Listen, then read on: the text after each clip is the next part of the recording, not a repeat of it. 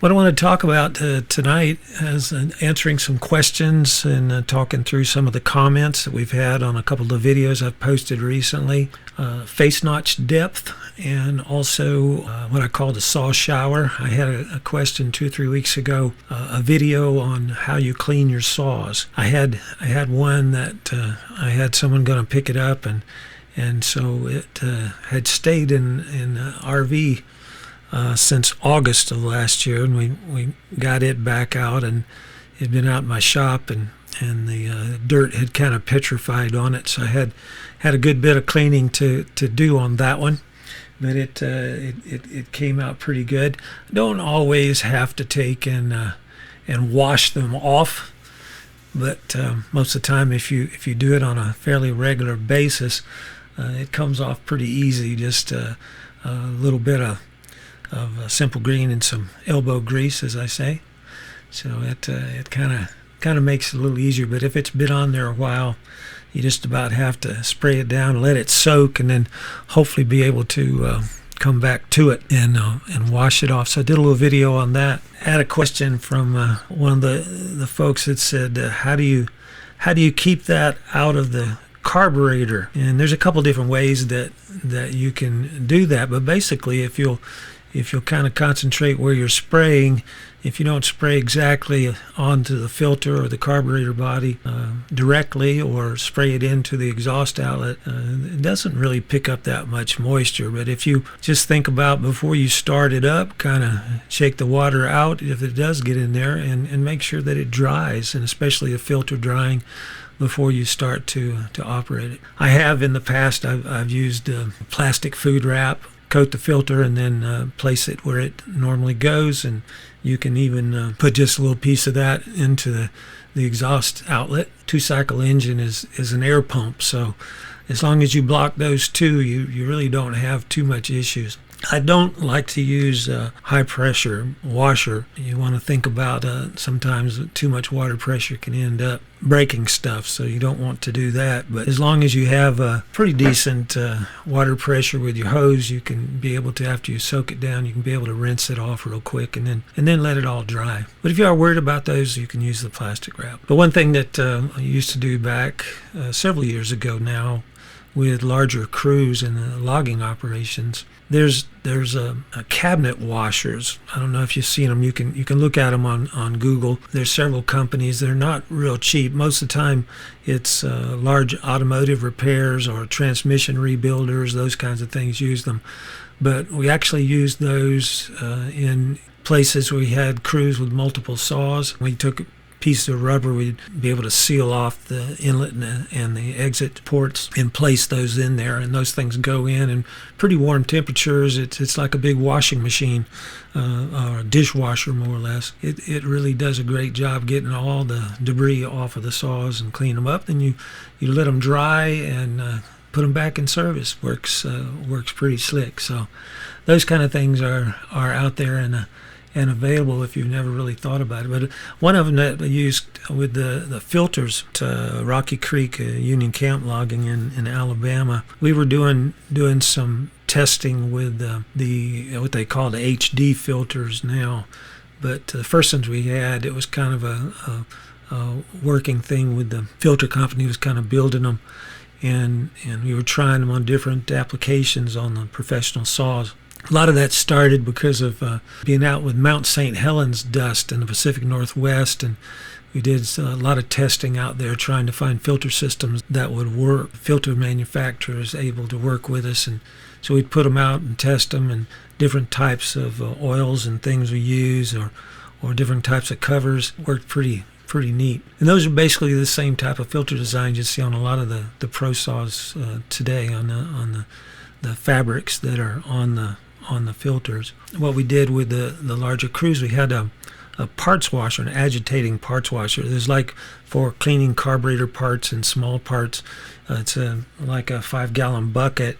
You could it had a tray in it, and it agitated that fluid that you put in there. They used a parts cleaner, but we just used soap and water, and basically hook an air hose to it, and you take and and agitate it for just a few minutes. It cleaned the filters very well, and then we would let them dry. And we used a rotation system and have 2 or 3 filters for each unit. And as they would come in, we would some days, just tap them off or blow them off. And then as they got a little more saturated, we would take and put them in that washer, rotate them. That worked very, very well with the larger crews. But if you kind of stay ahead of a lot of the cleaning, it's not that much effort. But if you let it stay in there very long with a good bit of activity with the saw, you end up with it taking quite some time to cut the debris off of it. And one thing that I showed on the video was taking off the starter cover and looking at the flywheel. There's importance to cleaning that area because it builds up into the starter systems, and you can end up with starter failure with the pawls not grabbing correctly. Those kind of things cause a lot of starter issues. So you want to make sure that those things are kept clean as you're working with them. Also, it does set up quite a bit of vibration on the units to have the debris kind of stuck to the fins and that. And it's a 2-cycle air-cooled engine, so you got to think about that airflow that's created with that flywheel circulating there and blowing up into the air box as well as over the cylinder fins. That's the cooling system for the saw that keeps the temperatures down. That's an important thing to keep clean. So we used to set up different systems we call RDT, reduced downtime. I have a whole presentation that we do on that.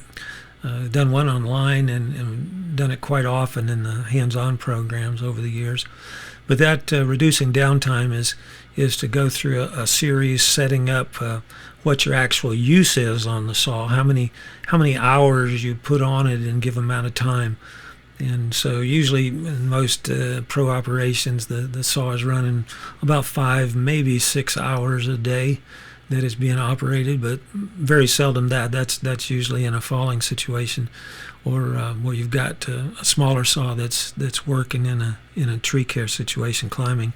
So it's as you start to look, and we used to keep up with it on the testing. We would do it with the number of tankfuls, so we would keep up with the tankfuls on that particular unit, and when we got up to a certain amount of hours according to the operations, then that was time to start looking at a little bit more serious maintenance system and cleaning. And we usually found, somewhere around 120 hours, something like that, different things of wear started to take place if we didn't keep them clean and keep things going. But, during a 40-hour week of operation, you've got to keep things kind of cleaned off throughout the week, and then a good cleaning at least somewhere around that 35 to 40-hour range. And that keeps things running cooler and really increases the longevity of the saw, that's for sure. And then definitely, sharpening and bar maintenance, that's on a daily basis. And we used to use a neat thing. I picked this up from out in Weyerhaeuser in Klamath Falls, Oregon. A school bus with the cutters would go up on the mountains, and the one shop there, they had a Ziegelmeyer machine for square grinding, and it was automated. It was really cool how he had it set up there. He had about 50 saws that were out working, and they would take and they took a old piece of fire hose and they would cut them off to length, and he'd squirt a little bit of bar oil down in there, and he put a section of starter rope about 40 inches or so you had a spare starter rope for the unit also. He would tie 2 of those, or three of them actually, the pieces of fire hose together, and they would slide the chains down in those fire hoses. And then he had 2 bars for each unit. So the operators would go out, and throughout the day, they didn't sharpen in the field. They just replaced in with the sharpened chains, and it'd come back, and he would put those on the grinder at night, and he sharpened about 150 chains just about every evening, getting the things ready and dressed the bars, and he'd rotate the bars, and he took and he'd tie with that starter rope. He would tie those 3 chains to the bar, and those went out as a package that they used for rotation. And he found that seems like, if I remember correctly, it was you get about 2 times the chain life that way by rotating those into the system, and the bars were getting a minimum like 120 hours or so on those. And so it worked out very, very well for them to increase their use time on the equipment before it had to be replaced. So it worked really super. As we started to look at that rotation system, it also worked into, and this was something that I saw back in the old HomeLight manuals back years ago in the Pro Saws of HomeLight. They had a chart that was set up that you would have like 4 chains, 2 sprockets, 1 bar in a rotation for life of it. They kind of said that kind of rule of thumb was kind of the replacement rotation, and it all changed. And as I go back and we talk about the number of tanks that go on the saw, every operation is different, so you kind of have to set up your own rules of thumb there to say when things are to be cleaned and worked with. The cleaning has to take place, or you end up with some maintenance issues before very long. A lot of chips go, and a lot of chips create a lot of issues. That was a video I put out this week on saw shower. A couple comments coming back on that, and guys seem to pick up a good bit.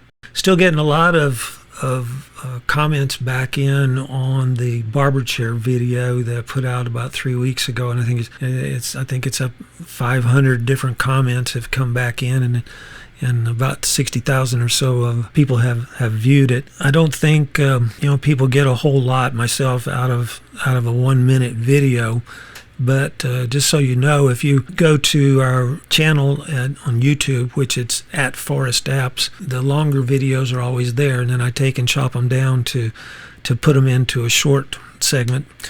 I get a lot more people looking at the shorts, but I don't really think they even look at all of those with some of the comments that come back. But it's important to think through. It takes a little bit more than a minute to be able to cover a topic with chainsaws. So hopefully you kind of watch the quick ones. If it's something that interests you, is to go over to @ForestApps on YouTube or Facebook, and you can see the longer versions of them. A lot of comments on the depth of the face notch, and I put together another video as far as notch depth. And if you hadn't seen that, you need to take a look at it, because there's a lot of misunderstandings, I think, about how a face notch works and how the hinge or the holding wood works with it.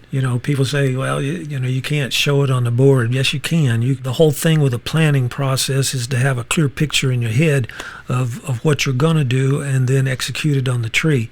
And so that comes down to the planning process of having a place long enough and wide enough to be able to place the tree.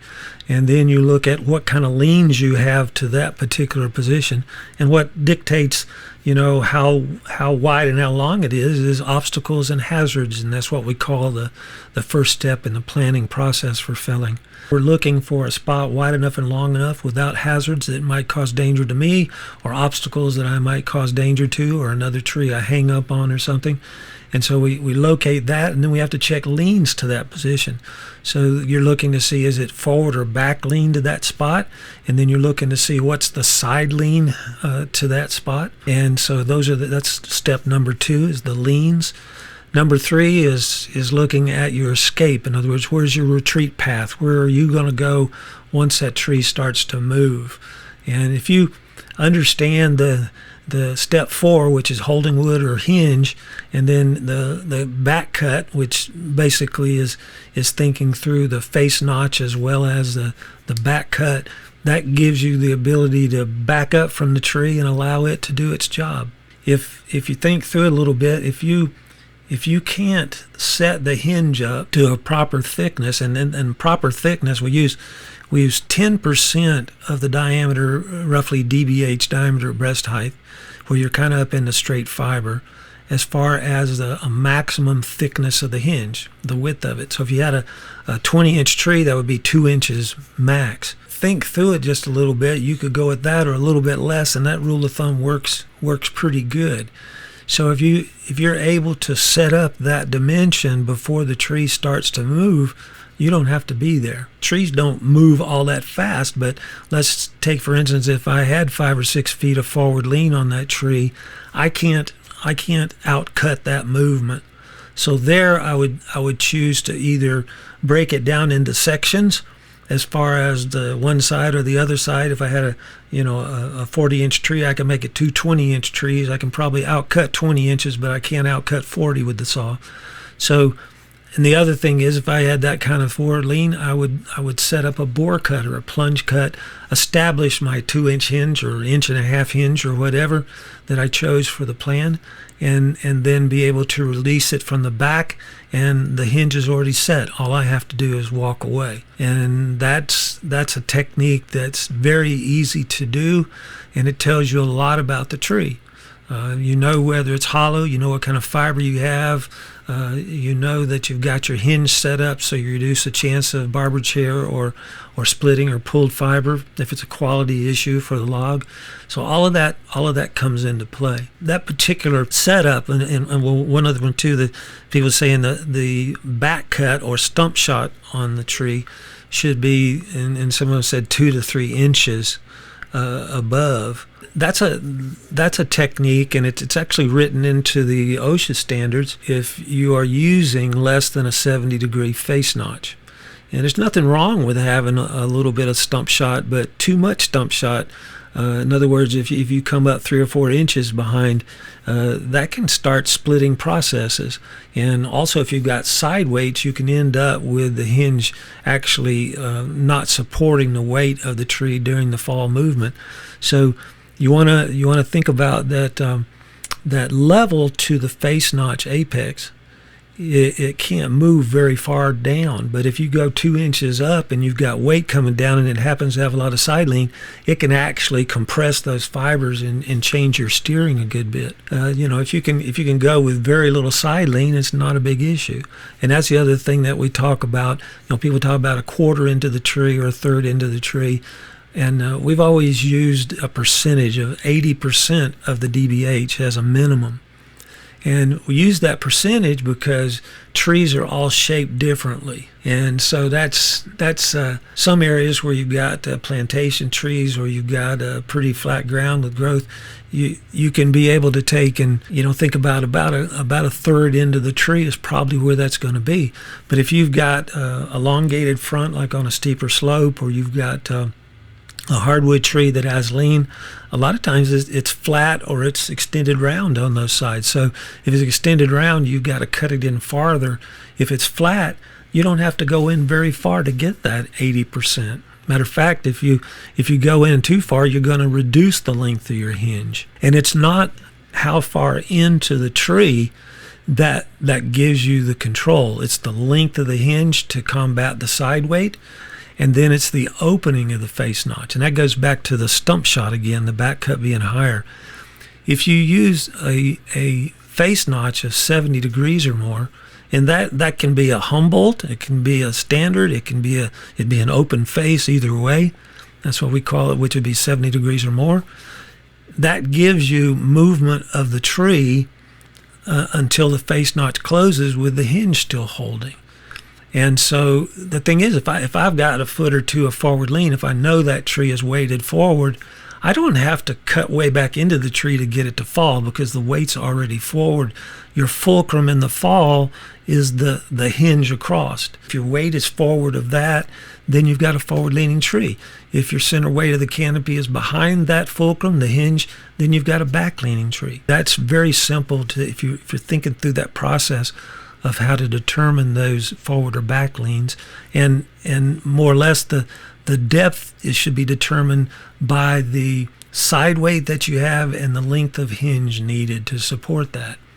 And you're looking really for good fiber too.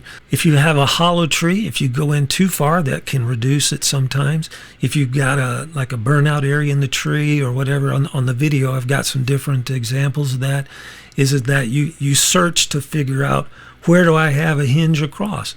I might cut in a half of the tree diameter. I might only cut in 10 or 15% if I've got a flat surface and that's the longest and best hinge that I can get. That's where just understanding that in your planning process, you can take a quick eyeball of it and you know exactly what you got to work with.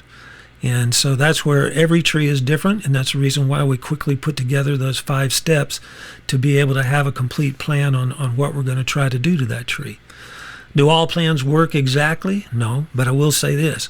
I have a lot of situations to where, I said, people tell me about this tree or that tree, and I said, well, did it go right? No, it didn't go exactly right. I said, well, what was your plan? Well, we had a good plan on it, but it just didn't go right. How can you actually improve your planning process if you don't go and take a look at it and say what went right and what went wrong?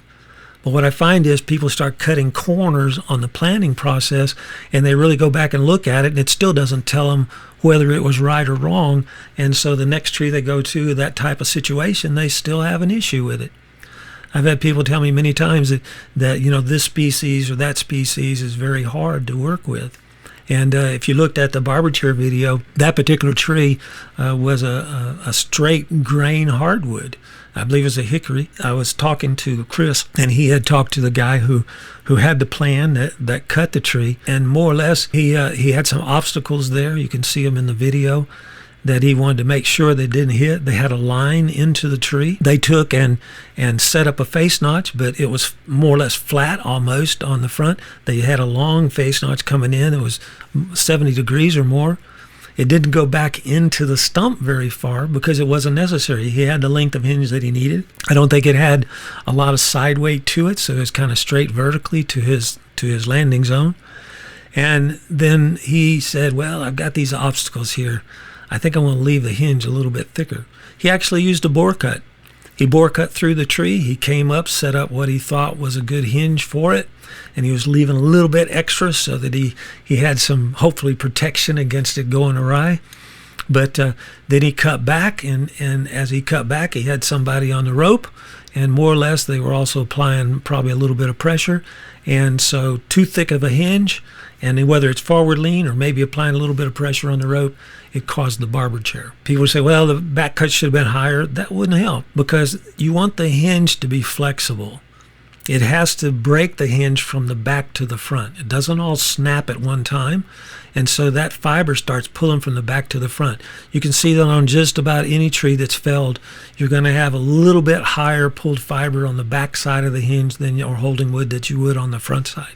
So that's what you're kind of looking for. That's the issue of having the plan, then coming back, reevaluate it, and see what worked and what didn't. That's why I say so many people have a plan and it doesn't go right, or maybe it goes right. You got to be able to take and utilize that for future, and that's really where it comes into play. A lot of people argue, I guess you'd say, the aspect of what some of the video showed there. Everybody's got kind of an idea, but nobody really had the whole picture because I watched it. I knew part of the story, and then more or less I put the questions up there trying to get people to think through, why they would do this or why they would do that.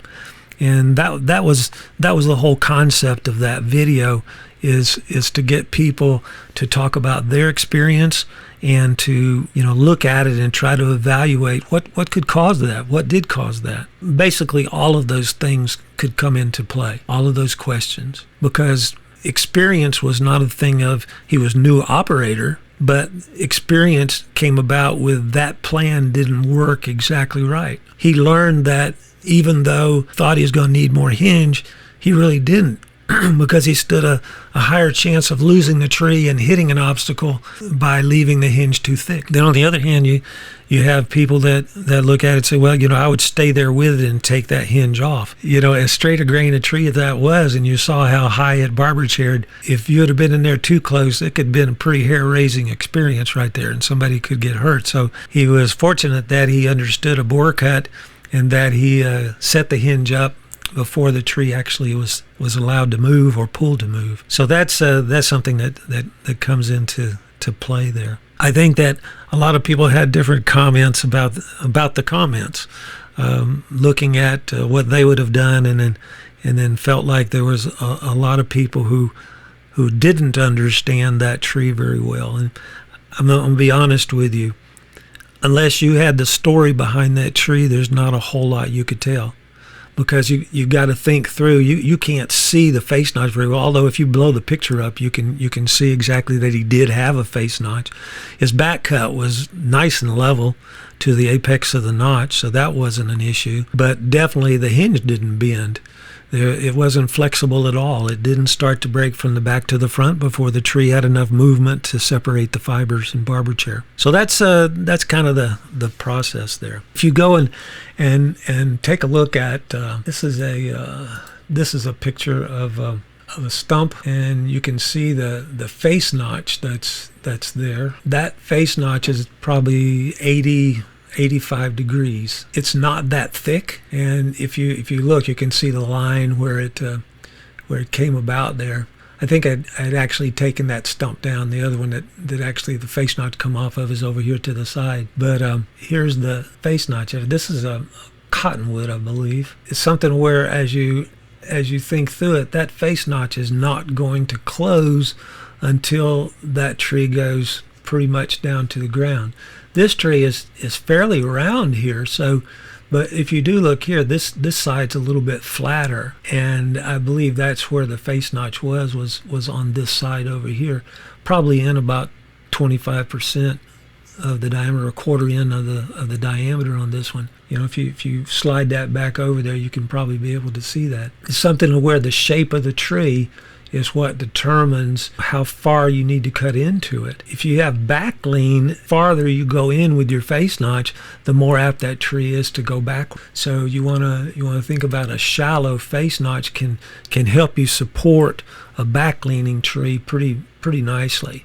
And then this one, if you look at this was a pine tree. It's a very, very shallow notch on the tree.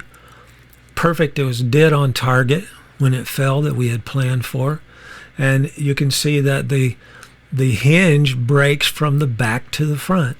And that's what you want that to do. If you see that, the longer fibers are pulled from the back side of the hinge. I could have gone down, probably have an 1.5 inch hinge or something on that one. I could probably go down to an 1-inch hinge. It's still steered exactly right and allowed to go. Now this one I did again with a bore cut. I think that one actually had back lean, and I had to put a wedge in it to drive it over, but I did it with a bore cut. The evidence of the plan that I chose to use. Now this one, a little bit different. This one, as you can see, started to split. Why did this start to split? Is two things. First of all, the hinge is a little bit too thick. Again, it's shallow, but it's not the depth into the tree that caused it. It's the thickness of the hinge that is supporting it. Now, this over here happens, and a lot of times people don't realize that splitting or barber chair starts to happen at the growth ring circles of the stump or the log. As you do have a shallower notch here, these rings are here on the outside start to push outward, and you end up with that fiber pushing outward, and that's what causes it to peel up. But this one actually started to split. It's still attached across the front and the sides, so it just had too thick of a hinge. And if you have a quality log situation here, you can just do a little wing cut on this side, just 5 or 6 years of growth here and on that side of the hinge, and you don't have any pull whatsoever. Those are ways to be able to work with different conditions as far as fiber goes. That's just understanding how those fibers work and what you can actually do with them. People say, well, I've got to cut a lot of trees. I don't have time for all of that. The more you practice the planning process and you understand what the results are, I've had the opportunity over the years in the training to where just about every day I've got 12, 15 people that are cutting trees there, and we're talking through, taking information on each one, and then taking and felling the tree. That process has to take place, whether you've got many years of experience, you're starting on a crew, or you go into a new area or whatever. If you've got a good planning process, then you can start to read the results. You can see what works and what doesn't. When people say experience, that's been my experience. I've done a lot of cutting, felling trees, but looking to see what works and what doesn't with species of trees all across the country. And I always say it's not as much the species of the tree as it is specific trees that really make a difference. Dry areas, rotted areas, wet areas, tall trees, large diameter trees, large diameter with short stubbies, all this kinds of stuff that comes into play. And you start to take that information of hazards, lean, escape, hinge size, and how you're going to back cut it, and you start to complete your plan, execute your plan on those trees. Then you reread the results, and you do that just a little bit. It gets very, very quick, and it starts to really open you up to a lot of possibilities of what can be done with the tree. You don't have to stay there with it. You don't have to rush. You don't have to pull. It gives you time to put yourself in the right position.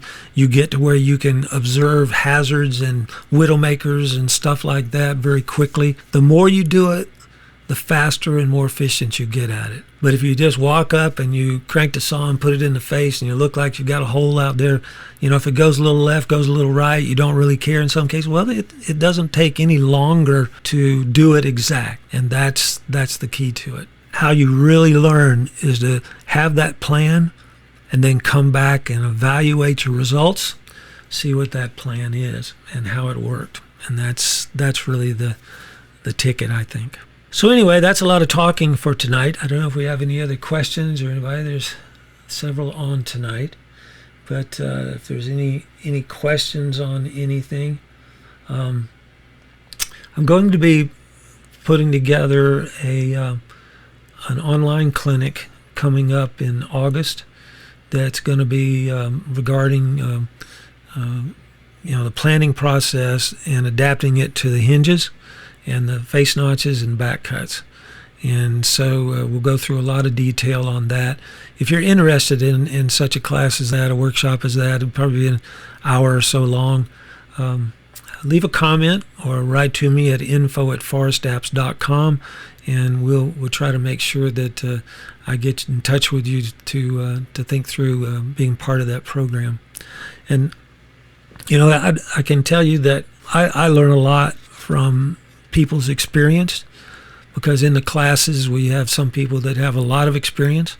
We have other people that have no experience as far as with chainsaws. In many cases, that person that is new to a chainsaw, if they watch and listen and observe and practice a little bit, they can be pretty doggone good, because everybody has to start somewhere. It's also important to say that once you do that over and over and over, that's really where you get efficient at it. That's where your safety really comes in, where your experience starts to pay out.